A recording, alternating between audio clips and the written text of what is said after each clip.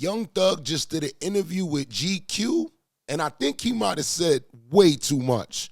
Now, we all have been anticipating what this man had to say. He was locked up for a while because of this whole RICO, YSL situation, and we know him coming home was damn near inevitable. At the time, people were saying he'd get 100 years, 5,000, all type of craziness, and guess what? He is home right now with a couple of stipulations, but he's home right now. Now, he wasted no time on this interview giving us Young Thug fashion by the interviewer asking him about his probation. He didn't waste no time. First 10 minutes of the interview, this is how he started. Minutes before we started recording this, news broke that the state of Georgia is seeking to revoke your probation. You might not know a lot right now. Do you know anything? What kind of jacket is that? Now, as you see, he just kind of smirked that off. He didn't really seem too affected by what, the Atlanta Probation Department had to do with him. One thing I got to give Young Thug is he should be actually a leader for how to act. He stayed down. He didn't do nothing fraudulent. He didn't rat. He didn't do anything that the hip-hop industry blasts people for doing. Now, that would not be the only thing that this man would laugh off. I mean, he's just so nonchalant on this interview, looking like Elden Ring, that, any question that came his way, he was just easy for him to throw off. So when the question that came up about Gunna came up, I knew Thugger would just keep it Thugger. Gunna is labeled in the industry as a rat. He's labeled as that. People are saying that what he did was not loyal, and his loyalty has been questioned ever since Young Thug got home. I remember saying, when Young Thug comes home, if he says that's what it is, that's what it is, and that's what he says, so that's what the people are going with. But nonetheless, he did speak on Gunna. Stuff like that. I just like to help people, One of those artists was Gunna. You guys did a ton of songs together. Yeah. Very successful on your label. Yeah. He was arrested about the same time as you. I think a lot of people wonder what that relationship is like now. Yeah. I know everybody wondering that. What's it like? I don't know. I guess that's his own form of answer, huh? You like to plow? I do, absolutely. Deep into things? Yeah. I'm a pro. That whole speech you gave me earlier, I'm new to this shit. All this shit was just cap. Oh, no, I'm new to the cameras. Interviewing. Okay. I'm not remotely new to. Yeah. I thought you was going to lie because I saw you a few times interviewing. Those are the only ones I've done on camera. Do you have bigger ambitions for the label? Or? I gained a whole new respect for Thugger after this interview, man, because the way he was able to just weave and bob around these questions is like, rappers, take notes. You don't gotta say anything that you want to say in the interview. People ask you a question, you don't gotta answer. Maybe you gotta show up dressed like Assassin's Creed. Maybe that's what it is. But if you rappers would take notes from Gunna, he's already looking like an Avenger for hip-hop. Take notes on what you need to do. The interview at this point was like, okay, they're asking the proper questions. They're not sugarcoating it, dumbing it down. He spoke about something that I felt was very important for the culture. Rich homie Quan. We all know, I need a rest in peace in the comments from him right now because his demise was just so unexpected. And it hit my heart immediately because I thought about Thugger immediately when that happened. But now that he's home, we actually get him saying what his views were on the whole Rich Homie Quan situation and more about how their fallout occurred. Because for some people that don't know, they actually had a fallout with the whole Rich gang and the whole Birdman situation.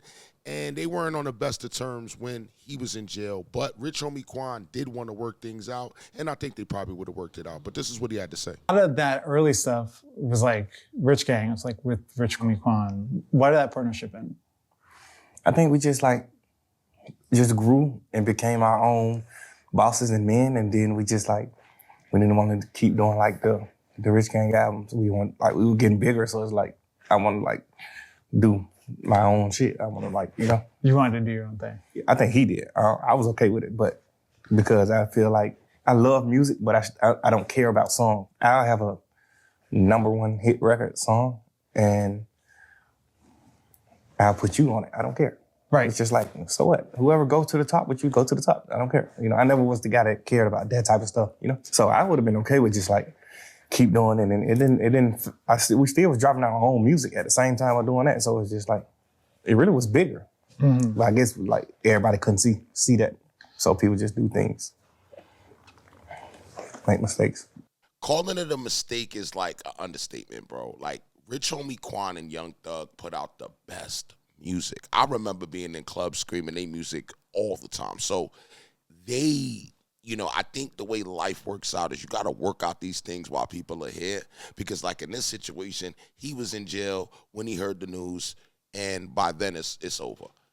But I am a firm believer in that they would have made great music had they settled their differences before Rich Homie Quan passed. Something I was also happy about Young Thug is that he finally admitted that he was the gateway to a lot of artists in Atlanta. This is something that he usually doesn't speak on. He kind of just usually plays it humble, but he actually chose this interview to speak on a lot of the people that he's helped and influenced in Atlanta. And I think it was actually a great part of the interview when that came up. Allowed Atlanta into the rap industry. You would put yourself in that category? Absolutely. Yeah. Who else would you put in that category? Future, Savage, Lil Baby, Migos, Tip, Andre 3000, Gucci.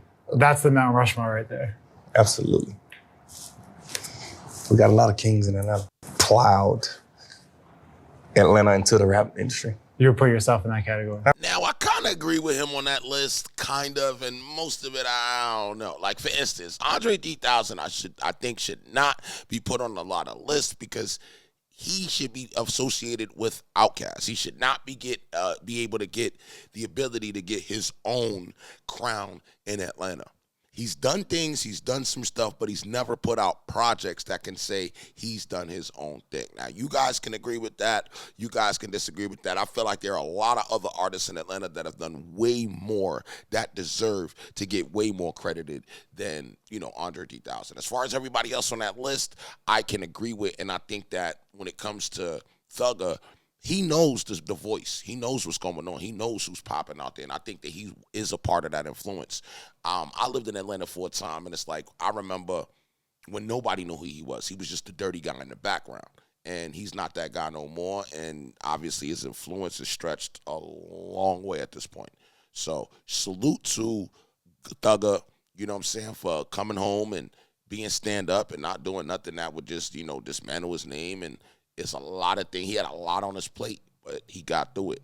I want to know what you guys feel about this interview. Did you guys like this interview? Do you want to hear more from Thugger? I think it would be dope for him to do a podcast. It'll probably help him out a lot. Make sure you guys subscribe, hit the top bell. I really need a lot more subscribers on this channel. And I'll see you on the next one. I'm out of here.